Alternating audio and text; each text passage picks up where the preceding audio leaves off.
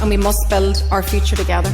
I will work tirelessly to ensure that we can deliver for all in Northern Ireland. And it's a chapter some of you are thinking about as well. Just basically want to get on with it, and that's what we need to do. This is Newsbeat's Jared Evans, and we're in Belfast with students like Hannah, who lives close to Northern Ireland's main government building. I always see Stormont from my building, and I'm like, it's an absolute ghost town, so it'd be good to see it, see people in it. But it's not just Stormont that's been quieter because of the political situation here.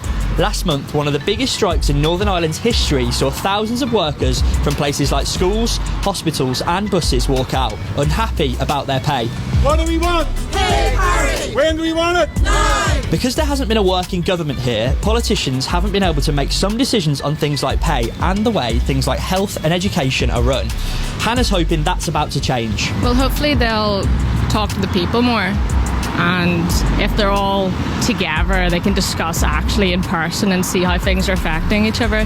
Oscar and Ben are also studying here at Queen's University. How you doing? You alright? Not bad. How's things? Yeah, not too bad. Fancy a coffee? Sure.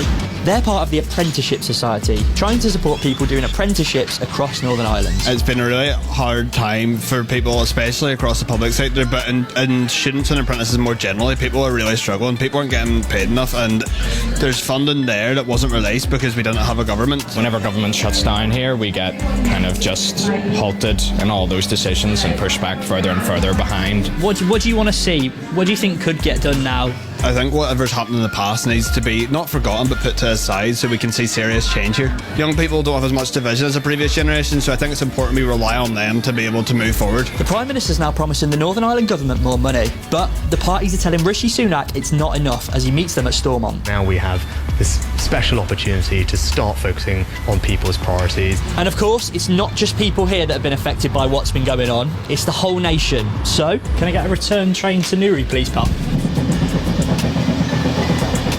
We've just travelled about an hour south of Belfast for a bit of Gaelic football. For someone who might not have watched it before, describe it for me.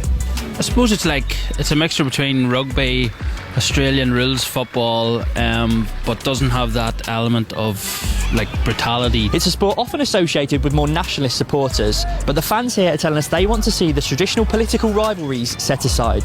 Finally working together, finally unionists, nationalists hopefully can work together and start sorting out the problems.